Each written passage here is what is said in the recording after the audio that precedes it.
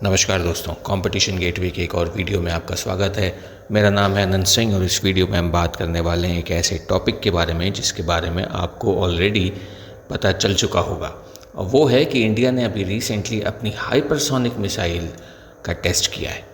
ये अपने आप में एक बहुत बड़ी टेक्नोलॉजिकल अचीवमेंट है और ये इंडिया को कुछ चुनिंदा नेशंस के ग्रुप में शामिल कर देता है। इंडिया को एक एलीट ग्रुप ऑफ कंट्रीज़ में शामिल कर देता है, जिसमें अभी तक यूएस है, रशिया है और चाइना है। कुछ और ग्रुप्स इन फैक्शंस और कंट्रीज से क्लेम करते हैं कि उनके पास ये टेक्नोलॉजी है या वो उसको बनाने के काफ़ी एडवांस स्टेजेस में है, बट प्रूवन हाइपरसोनिक टेक्नोलॉजी अभी रशिया के पास ही है। चाइना ऐसा क्लेम करता है कि उसने बना लिया है। यूएस ने भी अभी रिसेंटली अपनी हाइपरसोनिक मिसाइल का सक्सेसफुल टेस्ट फायर किया था। तो हम ये कह सकते हैं कि यूएस, रशिया और चाइना के बाद इंडिया अब चौथा ऐसा देश बन गया है जिसके पास हाइपरसोनिक मिसाइल टेक्नोलॉजी है, और ये अपने आप में एक बहुत बड़ी बात है, एक बहुत बड़ा टेक्नोलॉजिकल अचीवमेंट है। तो आखिर ये इतनी बड़ी बात क्यों है? एक हाइपरसोनिक मिसाइल टेक्नोलॉजी इतनी बड़ी बात क्यों है? तो आप अगर ये आर्टिकल देखें तो hypersonic leap, India Fyers अनइंटरसेप्टेबल cruise missile can deflate Pakistan nuclear बफ। ये जो अनइंटरसेप्टेबल वाली बात कही गई है, ये बहुत बड़ी बात है। इसका मतलब ये है कि जो हाइपरसोनिक मिसाइल होती है उसको इंटरसेप्ट कर पाना इनफैक्ट इम्पॉसिबल है। आज के टाइम दुनिया में कोई भी ऐसा मिसाइल डिफेंस सिस्टम अवेलेबल नहीं है किसी भी देश के पास जो कि एक हाइपरसोनिक मिसाइल को इंटरसेप्ट करे। तो इंडिया अगर अपनी हाइपरसोनिक मिसाइल पाकिस्तान या चाइना या किसी कंट्री के ऊपर फायर करता है, तो वो कंट्री कोई भी हो, उसके पास कहीं का भी मिसाइल डिफेंस सिस्टम अवेलेबल हो, कोई भी प्रूवन सिस्टम इस समय एग्जिस्ट नहीं करता जो कि हाइपरसोनिक मिसाइल्स को इंटरसेप्ट कर पाए। तो इसलिए इंडिया की ये जो मिसाइल है ये अनइंटरसेप्टेबल मिसाइल कही जा सकती है, क्योंकि बीइंग हाइपरसोनिक इस मिसाइल को इंटरसेप्ट कर पाना किसी भी देश के लिए पॉसिबल नहीं है। और ये अगेन एक बहुत बड़ा टेक्नोलॉजिकल अचीवमेंट है, इंडिया के लिए एक बहुत बड़ा स्ट्रेटेजिक माइलस्टोन है, क्योंकि इंडिया जो जियोपॉलिटिक चैलेंजेस से घिरा हुआ है उस केस में ऐसी कैपेबिलिटी डेवलप करना इंडिया के लिए एक बहुत बड़ा माइलस्टोन है, बहुत बड़ा एडवांटेज है, जिसका फ़ायदा इंडिया को किसी भी एडवर्स वॉर सिनेरियो में डेफिनेटली मिलने वाला है। अब हम अगर अपने अगले आर्टिकल को देखें तो यहाँ पे लिखा है कि India's hypersonic missile test signals carrier killer power like China. ये अगेन एक बहुत बड़ा डेटरेंस है। ओके, डेटरेंस क्या होता है? एक ऐसी मिलिट्री कैपेबिलिटी जो आपके दुश्मनों को आप पे हमला करने से डेटर करे, यानी उन्हें रोक दे। हाइपरसोनिक मिसाइल, जैसा कि हम सब जानते हैं, इस बात कर चुके हैं कि बहुत ही तेज़ स्पीड होती है इनको इंटरसेप्ट कर पाना किसी भी मिसाइल डिफेंस सिस्टम के लिए पॉसिबल नहीं है, और इसलिए इन मिसाइल्स को एक सक्सेसफुल कैरियर किलर मिसाइल के तौर पे भी कहा जाता है। चाइना इस पावर को बूस्ट करता है, वो कहता है कि हमारे पास हाइपरसोनिक मिसाइल है, और अगर अमेरिका, ताइवान और हमारे बीच में आया, अपने एयरक्राफ्ट कैरियर्स को डिप्लॉय किया, तो हम अपने इन कैरियर किलर मिसाइल्स को अमेरिकन एयरक्राफ्ट कैरियर्स के अगेंस्ट यूज़ करेंगे। हम जानते हैं कि अमेरिका के पास दुनिया की सबसे बड़ी एयरक्राफ्ट कैरियर फ्लीट है जो वो पूरी दुनिया में पावर प्रोजेक्शन के लिए यूज़ करता है, लेकिन इन हाइपरसोनिक कैरियर किलर मिसाइल्स के सामने ये एयरक्राफ्ट कैरियर्स बिल्कुल एक डिफेंसलेस टारगेट के से ज़्यादा और कुछ भी नहीं है।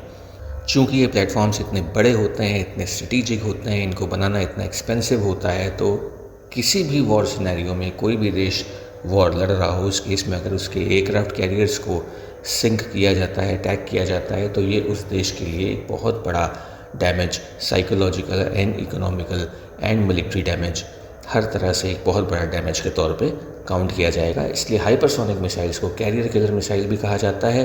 अब इंडिया के पास भी एक potential carrier killer weapon available है। हालांकि हमारी ब्रह्मोस, जो हमारी नेवल सुपरसोनिक क्रूज मिसाइल है, बीइंग सुपरसोनिक, ब्रह्मोस के पास भी ये कैपेबिलिटी है कि वो कैरियर किलर मिसाइल के तौर पे एक्ट कर सके, क्योंकि ब्रह्मोस को भी इंटरसेप्ट कर पाना बहुत मुश्किल है, क्योंकि उसकी भी काफ़ी ज़्यादा स्पीड है। बट स्टिल हाइपरसोनिक मिसाइल की स्पीड वहाँ से शुरू होती है जहाँ से सुपरसोनिक मिसाइल्स की स्पीड ख़त्म होती है, और इसलिए जो हमने अपनी हाइपरसोनिक मिसाइल को टेस्ट किया है वो ब्रह्मोस से भी कहीं ज़्यादा खतरनाक मिसाइल होने वाली है और इसलिए किसी भी दुश्मन देश के मिलिट्री एसेट्स के लिए इसे रोक पाना बिल्कुल नामुमकिन है। तो दोस्तों, इसी के साथ हम ये भी समझने की कोशिश करते हैं कि आखिर सुपरसोनिक और हाइपरसोनिक में फ़र्क क्या है। तो सुपरसोनिक और हाइपरसोनिक में सिंगल जो फ़र्क है वो है स्पीड का। ओके, सुपरसोनिक की स्पीड जहाँ ख़त्म होती है, हाइपरसोनिक की स्पीड वहाँ से शुरू होती है। तो हम यहाँ पे देख सकते हैं कि एक सुपरसोनिक स्पीड मिसाइल की स्पीड मैक 1.2 से मैक 5 होती है और हाइपरसोनिक मिसाइल्स वो होती हैं जिनकी मिनिमम स्पीड मैक 5 होनी चाहिए। इनकी स्पीड मैक 5 से शुरू होती है, यानी आवाज़ से मिनिमम 5 गुना तेज़ मिसाइल हाइपरसोनिक मिसाइल की कैटेगरी में फॉल करती है। 5 गुना से कम अगर तेज़ है आवाज़ से कोई मिसाइल तो वो सुपरसोनिक की कैटेगरी में फॉल करेगी। तो एक सुपरसोनिक मिसाइल की स्पीड 1470 से लेकर 6126 किलोमीटर पर आवर की होगी। वहीं एक हाइपरसोनिक मिसाइल की स्पीड 6126 से 12231 किलोमीटर पर आवर की होगी। तो हाइपरसोनिक सुपरसोनिक से थेरेटिकली हम ये कह सकते हैं कि 2 गुना ज़्यादा तेज़ होती है under an average comparative scenario. अब देखिए, इसी के साथ हमें ये भी बात करने की ज़रूरत है कि आखिर इंडिया हाइपरसोनिक मिसाइल्स को डेवलप कर ही क्यों रहा है। क्या ज़रूरत है इंडिया को हाइपरसोनिक मिसाइल्स डेवलप करने के लिए। तो जैसा इस आर्टिकल में कहा गया है कि ये हमारी डिफेंस फोर्सेस के लिए गेम चेंजर होने वाला है। डेफिनेटली हाइपरसोनिक वेपन्स पोजेस करना, हाइपरसोनिक कटिंग एज टेक्नोलॉजी है, प्राइम मिलिट्री इक्विपमेंट्स हैं जो आज दुनिया के चंद देशों के पास है। एक ऐसा वेपन जिसका तोड़ दुनिया के किसी भी देश के पास नहीं है। तो इसलिए एक हाइपरसोनिक मिसाइल अगर आपके पास है तो वो डेफिनेटली एक बहुत बड़ा रोल प्ले करती है, आपको एक बहुत बड़ा स्ट्रेटेजिक एडवांटेज देती है। आप अपने दुश्मन के ठिकानों पे, अपने दुश्मन के स्ट्रेटेजिक एसेट्स पे कभी भी हमला कर सकते हैं और दुश्मन चाह के भी आपकी मिसाइल को इंटरसेप्ट नहीं कर पाएगा, उसे रोक नहीं पाएगा। और इसलिए कभी भी कोई दुश्मन आप पे हमला करने से पहले 2 बार सोचेगा, क्योंकि उसे पता है कि अगर आपने रिटेलिएट अपनी हाइपरसोनिक मिसाइल्स से किया तो वो आपका दुश्मन डिफेंसलेस है, उसके पास कोई भी ऐसी डिफेंस टेक्नोलॉजी अवेलेबल नहीं है जो आपकी इनकमिंग हाइपरसोनिक मिसाइल्स को रोक पाए। तो इसलिए ये एक बहुत बड़ा स्ट्रेटेजिक एडवांटेज है और हाइपरसोनिक मिसाइल अपने मिलिट्री एसेट्स में होना ये किसी भी देश की डिफेंस फोर्सेस के लिए एक गेम चेंजर का रोल प्ले करता है।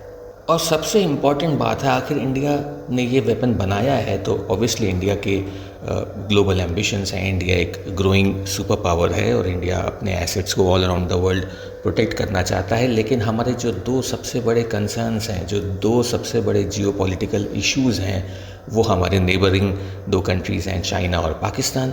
इसलिए इंडिया का हाइपरसोनिक मिसाइल ऑब्वियसली चाइना और पाकिस्तान इन दोनों के लिए बना है, इन दोनों को थ्रेट करने के लिए बना है। और मैसेज क्लियर है और ये क्लियर मैसेज इन दोनों कंट्रीज़ के पास जा चुका है कि हमारे पास अब एक वर्किंग हाइपरसोनिक मिसाइल है एंड देयरफॉर आप किसी भी तरह का मिलिट्री मिस एडवेंचर हमारे अगेंस्ट प्लान नहीं कर सकते। Against any type of strike we will always have the capability and the capacity to strike your cities. हम आपके शहरों को अटैक कर सकते हैं और आप हमारी मिसाइल्स को रोक नहीं पाएंगे। इसलिए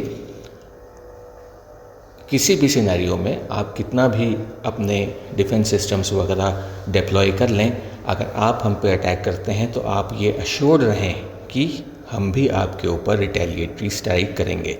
तो जो 2 फ्रंट वॉर का ख़तरा है और जो स्ट्रेटेजिकली एंड जियोपॉलिटिकली इंडिया को घेरा जा रहा है, चारों तरफ से प्रेशर एक्सर्ट किया जा रहा है, plus in case of any nuclear war, अगर पहले कोई न्यूक्लियर अटैक होता है, हम रिटेलिएट करते हैं, इन सभी केसेस में हाइपरसोनिक मिसाइल ये इंश्योर करेगी कि हम सक्सेसफुली अटैक कर पाएँ अगेंस्ट आर एडवर्सरीज़। और ये बात पाकिस्तान और चाइना दोनों समझ गए होंगे और इसलिए उनके लिए क्लियर मैसेज है कि इंडिया के पास अब एक हाइपरसोनिक मिसाइल है और इसलिए इंडिया के अगेंस्ट किसी भी तरह का मिलिट्री मिस एडवेंचर प्लान करना उनके लिए भी बहुत ज़्यादा नुकसानदेह साबित होने वाला है। तो आशा करता हूँ आपको ये वीडियो पसंद आया होगा, कुछ नया जानने और सीखने को मिला होगा। Thank you very much for watching and I will see you on the other video.